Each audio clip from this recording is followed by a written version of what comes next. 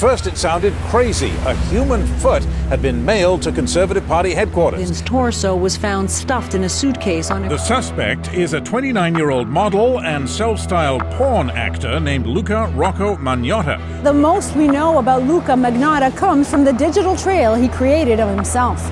Police agencies around the world are circulating photos of Luca Magnotta. Magnotta is wanted for the gruesome murder and dismemberment of 33-year-old Jun Lin.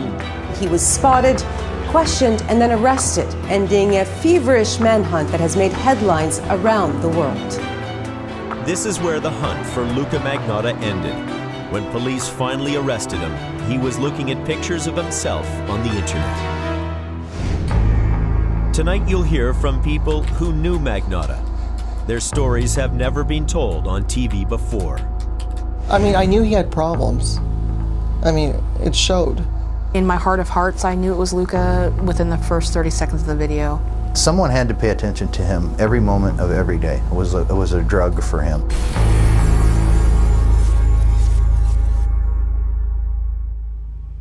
It was a painfully public story and a deeply personal story, and much of it played out in a virtual world. Good evening, I'm Mark Kelly, and welcome to the Fifth Estate. The story of Luca Magnotta isn't an easy one to tell, but it is an important one to learn. We were all shocked when we heard the lurid details of the murder of Jun Lin, a crime Magnotta has been charged with, a charge he has pleaded not guilty to.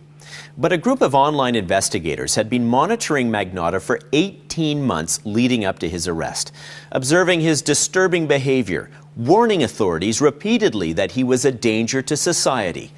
Tonight, you'll meet them and hear what they uncovered during their investigation, the missed opportunities, and the lessons they learned hunting Magnotta. It's May 2012 in a sparse apartment in Montreal. 29-year-old Luca Magnotta is spending hours alone and online, a virtual shut-in, desperately looking for fame and recognition. Police say it was in his apartment that he planned and executed a bold and bloody attack, then videotaped it for the world to see. But what would push anyone to do this? And how did he go from internet wannabe to the object of an international manhunt? And why would anyone go this far to get our attention?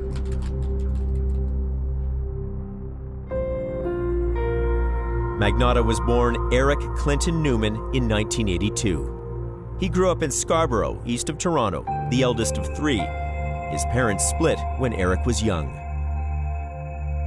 In his online postings, he wrote that growing up, he was close to his grandmother Phyllis.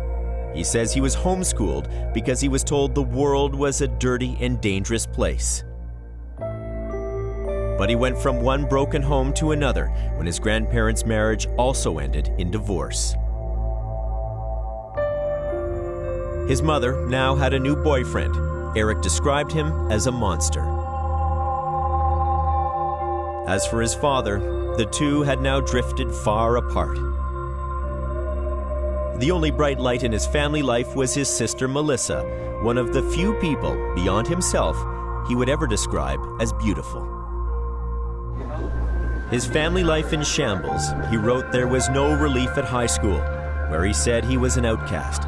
So what do his classmates remember?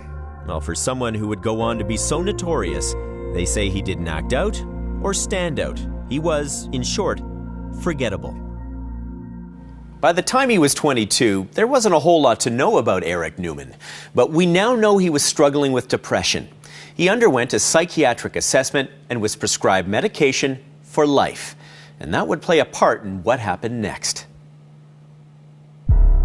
In 2004, he befriended a 21-year-old girl online. She had the mental capacity of an 8 to 12-year-old. He used her credit cards to rack up thousands in unpaid bills. But police say he didn't stop there. They allege he also sexually assaulted the woman and videotaped it. His name is Dr. Newman's lawyer was Peter Scully. Was that a concern of yours when you initially took this case, that this guy was preying on a mentally disabled woman? Definitely. Compared to the fraud charges, the sexual assault allegation was infinitely more problematic. Then something unexpected happened. Before the trial even started, the Crown dropped the sexual assault charge against his client. Now, looking back, Scully is unsettled by that decision. Had he been convicted of that, what impact would that have on his life? Huge. How so? Well, he would have been on the sexual offender monitoring, which means he has to report to officers supervising him, and probably for life. So the decision not to pursue those charges changed his life immeasurably. Immeasurably. With huge ramifications to our society eventually. Newman was convicted of the fraud charges. The judge, aware of his psychiatric assessment, warned him, "You have a medical problem and you need to always take medication. If you do not, your life is going to get messed up." After years of turmoil, with few prospects for the future, Eric Newman needed to reinvent himself. In 2006, he legally changed his name to Luca Rocco Magnotta. He began a transformation that led him to Toronto's gay community, where he met Barbie, a transgendered woman who would become his girlfriend. Changing his name was easy. Changing who he was, much harder. I mean, I knew he had problems. I mean, it showed, you know, when I was with him. Just his body language, stuff he would do sometimes. It's just, you know, in his character, you could just, his mannerisms. But Magnotta was a master of self-promotion. He marketed himself as a model and a high-flying escort. He appeared in a handful of porn movies, no stage too small for his ambitions. I'm a swimmer, so that's good. Keep myself in shape. Yeah. What's it been like for you becoming an escort? Do you enjoy your work? Yeah, you know, I really do enjoy my work. I get to meet new people and all the time, and you know, I'm a people person, and you know, it just worked out great for me, you know. Under the sun. He basked in the attention he received on the internet show Naked News. You know what the best part is? The best part about being an escort is I'm my own boss. I get to pick my own hours and make a lot of money. He said he wanted to be famous one day. I mean, that was his dream. He said, one day I'm going to be famous. Everything he did, an attempt to build the legend of Luca Magnotta.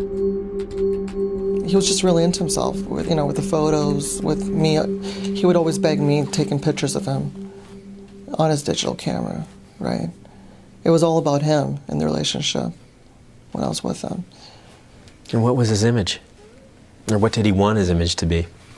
Beauty. He wanted beauty, perfection. He wanted to stay youthful looking, you know. I've had my nose done. I've had 2 hair transplants, like I said before.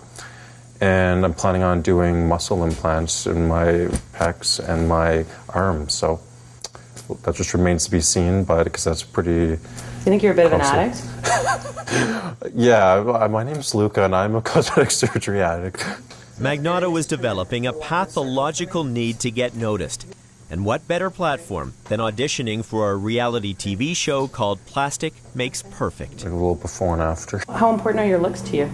Oh my God, if that's number 1. Okay, number 1 is looks. Number 2 would have to be intelligence. And I don't know what the rest are. all I care about is number 1, basically. All I do is... The producers took one look and rejected him. Hi, my name is Luca. Magnotta is my last name, Magnotta. But for every exhibitionist, there's another reality TV show waiting in the wings. This was his audition for a role as an underwear model on the show Cover Guy. A lot of people tell me I'm really devastatingly good looking, so... Well, the judges didn't see him that way. Once again, he was told he didn't have what it takes to make it on TV. Once again, he was rejected. At this point, Magnotta was starved for attention, and a man he was about to meet was prepared to give it to him. Well, he walked as if he was on a stage, or as if he was on a ramp for modeling clothes. He walked a very special way and was always watching his posture. I just thought, I've never met anybody like this before. Henry, a successful professional, isn't his real name. He asked for his identity to be hidden because he feels his friendship with Magnota would ruin his reputation. The two traveled together, and Henry, a gay man, was eager to get closer to his young friend. He says despite Magnota's lust for the camera lens, he shied away from any intimacy. Just somebody who continually said, I have a private life and I don't share it with anybody. That was, well, there was a wall and I didn't try to get through it because I just thought he made it pretty clear that there was, well, I couldn't get any closer. No closer, that's all. Despite his best efforts, Magnota was bankrupt. His professional life as empty as his personal life. There were no more movie offers, no more TV auditions. His interests were now getting darker, with a growing fixation for serial killers. Well, I heard stories about him online, about him dating Karla Homolka. But I knew that was all lies, you know. I mean, I knew he made that up himself. Because he was, you know, very fascinated by her and Paul Bernardo. So he wanted to link his name to her. It's almost like an obsessed fan, you know. Why? I guess obsession, right? Magnota even went so far as to create this tribute video to Karla Homolka, suggesting they had a life together. Though, if you take a closer look, the blonde woman he's sitting with here, that's actually his mother. Now, after creating the rumors he was involved with Homolka, the master of self-promotion contacted the press to deny them. I'm about to have a nervous breakdown here. My reputation is completely ruined. I just want everybody to set, I want to set the record straight that me and her have absolutely no connection. It created a minor stir, but Magnota needed something bigger and bolder, and he knew exactly what to do. He was in search of attention, and he was about to get it, big time.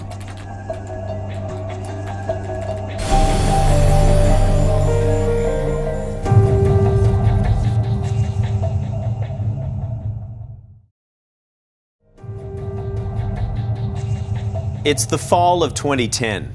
Luca Magnotta has spent years feeding his seemingly insatiable appetite for attention. But after all the reality TV auditions, the plastic surgery, and the online myth-making, he was still hungry for more. And he got his inspiration from the darkest corners of the internet. On Magnotta's Facebook page, he posted a link to a video called 3 Guys, 1 Hammer. The video is appalling, revealing a man being savagely beaten to death. Made by a group of teenaged killers, the video was a sensation for the legions of blood seekers who troll the web. Then, shortly before Christmas, someone was hyping a video on message boards. The video was called 1 Boy, 2 Kittens. It depicts an unidentified man placing 2 kittens in a sealed bag, then sucking out the air with a vacuum. The camera lingers while the kittens slowly suffocate. In the online world, where images of unspeakable violence are just a click away, it might seem strange, but there is an unwritten rule. There's an internet subculture that firmly believes that you never, ever mess with cats. So minutes after the video appeared, the outrage went viral. I don't think I've ever had a reaction like that to something like that before that was so intense, because it was just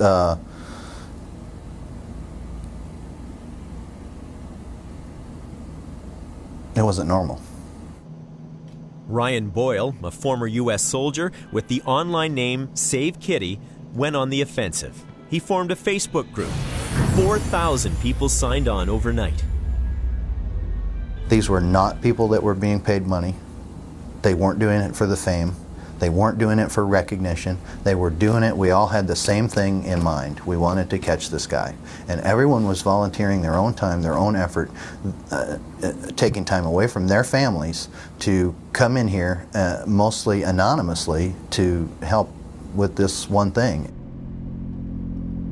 The Vacuum Kitten Killer, as he was now known on the internet, then released 2 more videos and photos, 24 hours after the original. The identity of the killer still concealed. The online investigators felt he was taunting them. There was something about the way he did this. He loved on these cats. He pet them, he snuggled with them, and then he murdered them. This guy that's doing this, or this girl, we didn't know at the time, that's doing this is a vile human being and this needs to stop. Her online name is Body Movin'. She's one of 11 members of a group called the Animal Beta Project. The activists target animal abusers online. She wanted her identity protected because she fears retribution from the people she hunts. We all are justice seekers. We're all right seekers, you know. We're all tired of being, I don't know how to say this. We're all tired of being pushed around by people who say this is acceptable behavior.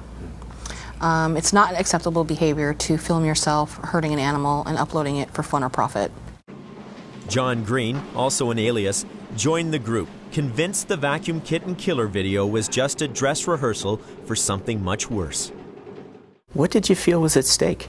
We felt he would continue, that he would harm other animals, and eventually move on to something even more violent, hurting a person.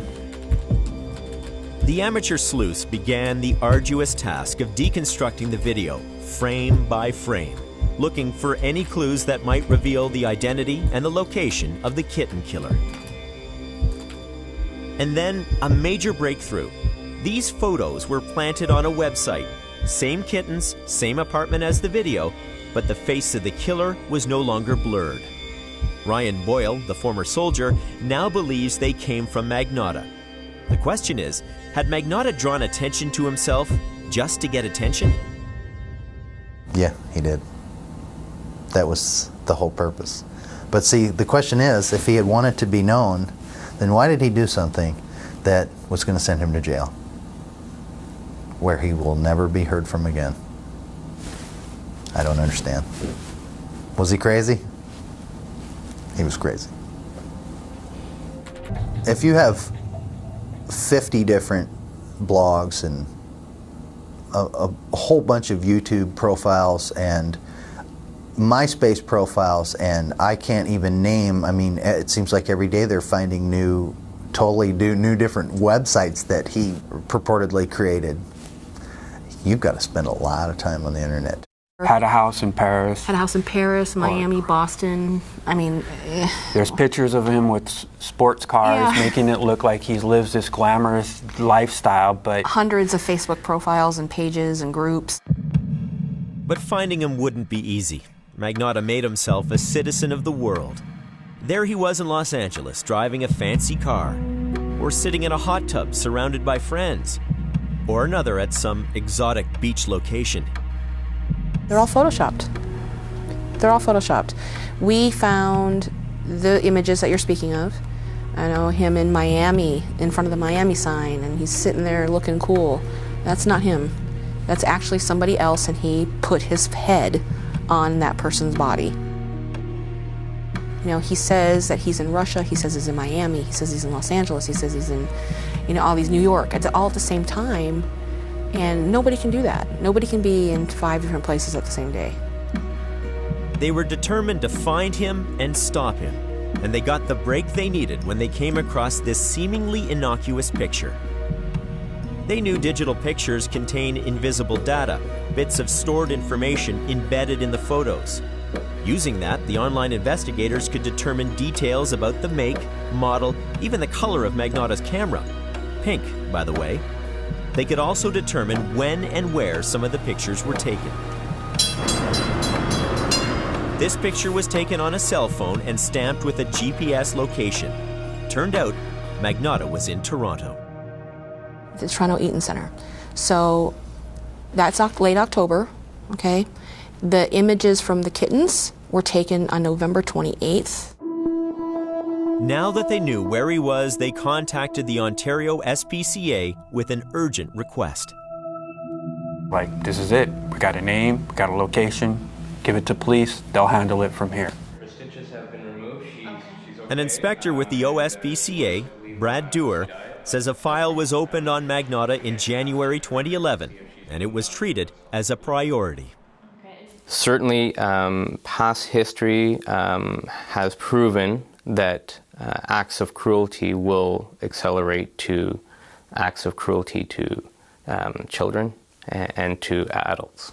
You've seen that? You've seen that link? That link has been proven by the FBI.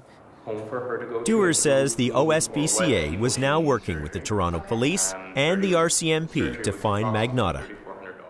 The information that we had was that he was in Toronto, but if he was bunking with someone or living somewhere else, there was no fixed address with his name on it.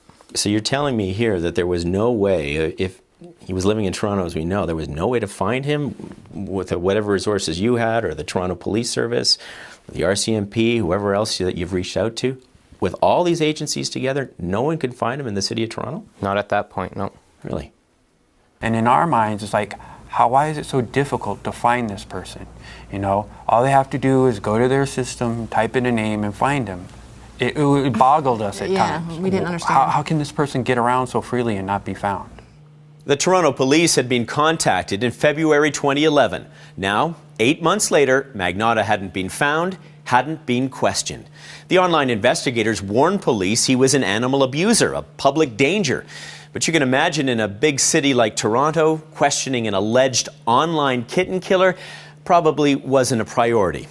Magnota's pursuers had backed off for now, but he was about to get their attention again. I got a message from somebody saying, you might want to look at this video. He sent a link to me and my heart literally sank. All that we had done, everything that we had done was for nothing. Here he is doing it again. The new videos were posted in November and December of 2011, a year after the vacuum killings. In one, an unidentified man wearing a Santa hat feeds a live kitten to a python. In the other, a kitten is duct taped to a broom handle, then drowned in a bathtub. I knew it was Luca. I mean, in my heart of hearts, I knew it was Luca within the first 30 seconds of the video. It felt like he's waving it, sticking Catch our me if you noses can. in it. He was basically saying, look, I've done it again, you're not going to catch me.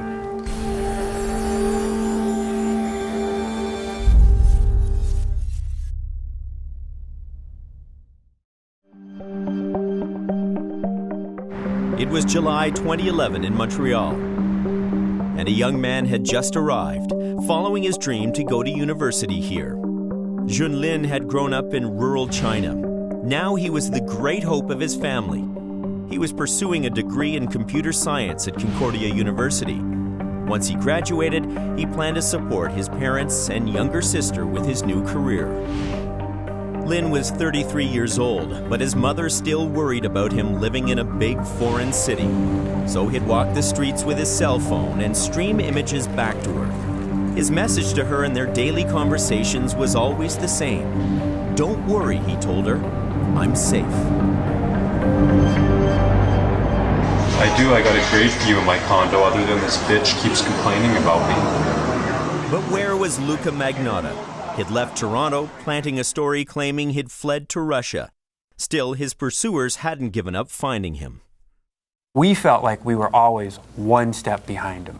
Eventually he's going to make a mistake and he's going to give us a piece of information that's going to give us exactly where he's at. That was to us the one piece of information. We didn't have an exact address. Your help is needed. The team of internet experts had now spent a year analyzing Magnota's online footprint. They released this video to the internet, illustrating his kaleidoscope of identities. The video, a worldwide alert asking for help in bringing him to justice. The question, where in the world was he? We need your help. Luca also goes by the name Eric Clinton, Kurt Newman and Vladimir Hominov, as well as hundreds of other aliases. Magnota was making news in London. This headline in the UK Sun on December 3rd last year urged people to help catch the sicko. 2 days later, who but Magnota himself would walk into the Sun's office to deny any link to the videos.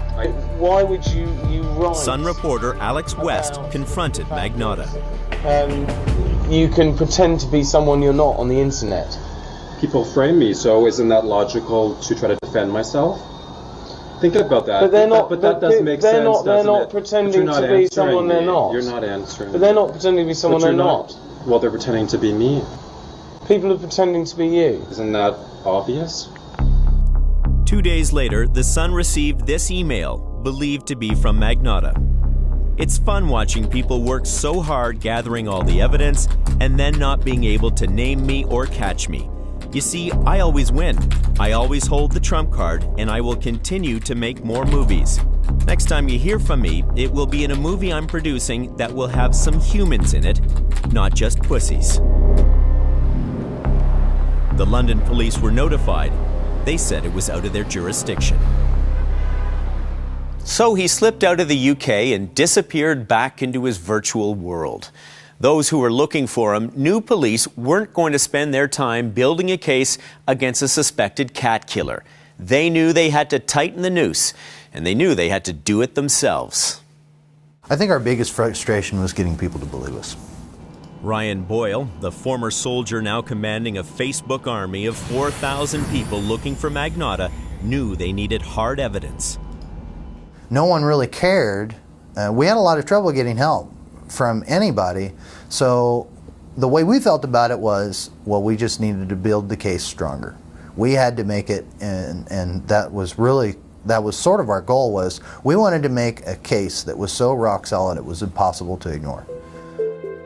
So the animal activists produced a CSI-like video laying out their case against Magnota. The proof Magnota and the kitten killer were one and the same, they asserted, was right in front of our eyes. The furniture in the videos matched the furniture in Magnota's personal photos. They matched the animals he killed with ones he posed with. They pointed out the similarities in the clothing the killer wore and the clothes Magnota wore. And look, this chair seen in the Python video appears in pictures posted on Magnota's own website. Please remember this face. Brad Dewar of the Ontario SPCA conceded the case against Magnota was mounting, but without a suspect to question, what could be done? Our goal at that point is to confirm those details. So it's great that those details came forward, but now as an officer who's investigating the case, we have to confirm that. And that's why we needed to further the investigation with police services to try to locate this person and try to find out where they are so that we can confirm those details. While Magnota had a sweeping presence online, in the real world, he was like a specter. No credit cards, no paper trail. Ironically, he seemed to glide through life unnoticed.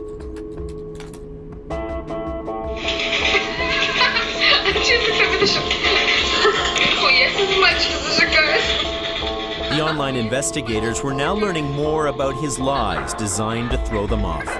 For example, in the vacuum video, a voice can be heard in the background speaking Russian. A clue, perhaps, the video was made in Russia. But they traced the voice back to a Russian TV series. Magnota had recorded the audio and inserted it in the video. He also posted an Arizona phone number from one of his known alias accounts, claiming he was moving there to open a business. But as his pursuers tracked Magnota, it appeared he was also tracking them. And to make sure they knew, he posted details about their private lives. If you were trying to size him up, you're trying to figure him out, you can imagine he was probably trying to figure you guys out as well. Yeah, he's mentioned us. He's mentioned my name several times. He would name certain pictures that he would send us with some of our profile names. It was this back and forth between us. But we knew more about him than he would ever know about us. Magnota would even send them this not-so-subtle message, connected to the opening animation of the Steven Spielberg film, Catch Me If You Can. But the online investigators knew he would slip up sooner or later. And then, a tip. Magnota may be in Montreal. So they began to go through their archives of pictures looking for any that might place him there. This photo attracted their attention because of the unique streetlights. And they're very ornamental, they're very kind of ornamental to him, and you know that's specific to a city. So, also, the light poles were very unique. They were straight and then rounded very slightly, and they looked unique to me. So there's just, you take that photo and you look for things that he can't manipulate that's there. You look for a landmark, and you just start going to Google Maps. Looking for those streetlights. All we would do is we'd go to Google Maps, go to an intersection, go to the street view, and look at the light poles and the street lights. If it wasn't that, we moved on to the next city. And so we started looking in Montreal, said, well, here we go, black poles, black street lights. This seems to be the area, and basically what we do is we just take like a grid pattern. You go here and you start looking for this location. They found the exact intersection in Montreal that tracked him down, and now they were closing in. Where did you think he was going next? You're trying to anticipate his every move. I remember specifically posting in our little secret group, somebody has to do something. And I don't know what that somebody is, but this is getting out of control. He's threatening to kill people.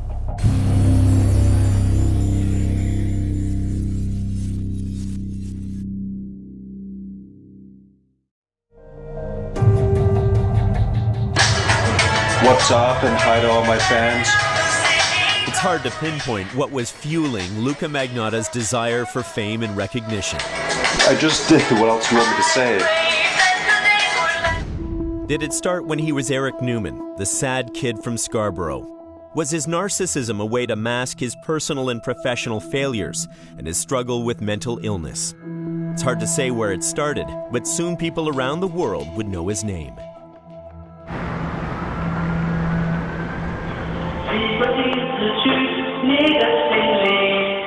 It was spring 2012, and Junlin, the exchange student from China, was settling into his home in Montreal. He'd send pictures back to his mother expressing the joy he'd found in his new life here. This is the last one he sent, a simple park in his neighborhood. Isn't it beautiful, he wrote? 5720 DeCarey Boulevard, apartment 208. Luka Magnotta had just moved here. The lives of these two men were about to intersect. Your help is needed to locate Luka Magnotta. This individual. In April, a video is posted on the web urging people to join a Facebook group to find the, quote, serial killer. It's believed Magnotta made this video and issued this warning. Do not approach Luka Magnotta. He is a dangerous psychopath. The online investigators felt they were closing in. They'd spent 18 months on his trail, ever since he made his first kitten video. Now they were sure he was in Montreal. They sent that information to the Toronto Police and Brad Dewar at the Ontario SPCA.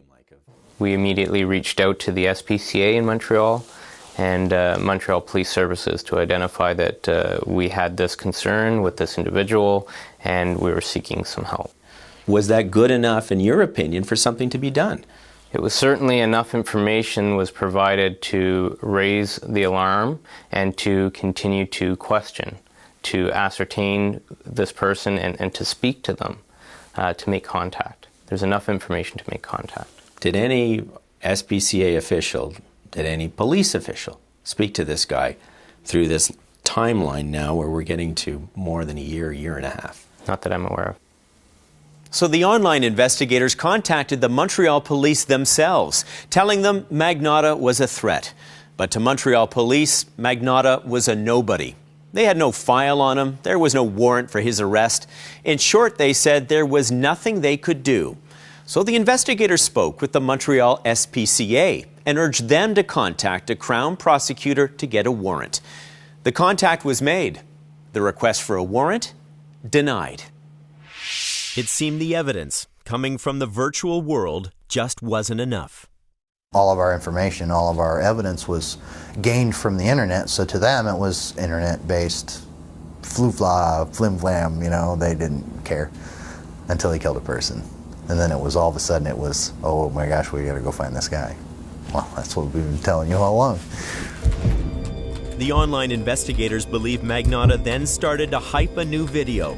Remember in that email to the British newspaper, he promised his next movie would have humans in it.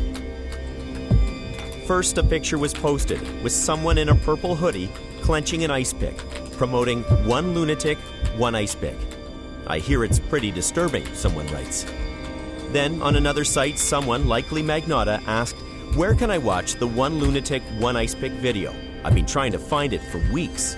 There's another posting on a discussion board, again believed to be by Magnotta, that asked, I'm just curious to know what you guys think about people who film their crimes. Now, it's important to note there was no evidence the video even existed yet. But Ryan Boyle felt it was only a matter of time, and he was powerless to stop it. It was exactly the same. He used the same exact method to submit his video. He promoted it, he talked about it, he gave it a name. A week later, on May 24th, Junlin failed to show up for work. His friends were worried. One would even call his mother in China, asking if she had heard from her son. She hadn't. She said she had a bad feeling. That same day, on this website, someone, likely Magnotta, posts this cryptic profile. Luca Magnotta is an extremely dangerous and sick psychopath. He's incapable of feeling remorse.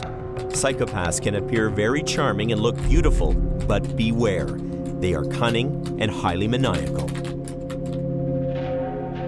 Attached to the profile was a series of links to all the news stories about the search for the kitten killer, posted with pride.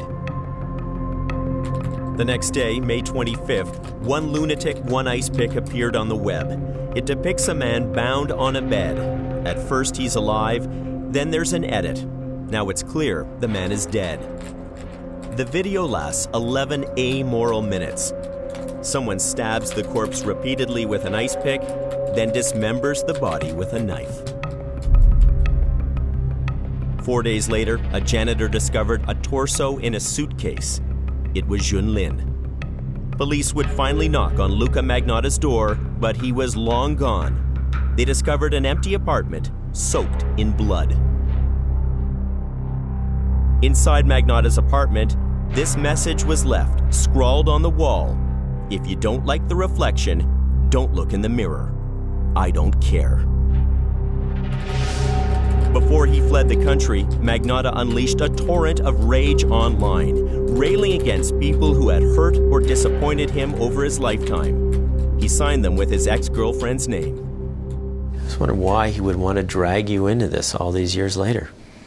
He didn't have much friends, right? So I think I meant something to him, for him to, you know. He lived his life mainly online, on the internet. Why is that?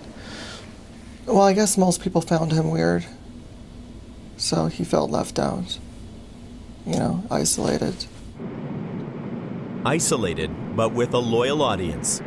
The online investigators had given him 18 months of their attention. When they heard about Junlin's death, they were torn.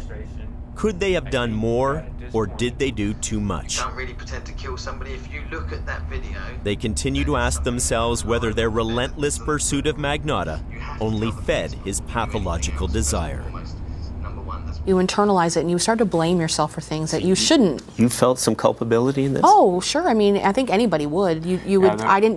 Maybe I didn't say the right things to the police officer. Maybe I didn't call the right person. Maybe I didn't push hard enough. Maybe I didn't push the authorities hard enough to, investigate. You blame yourself.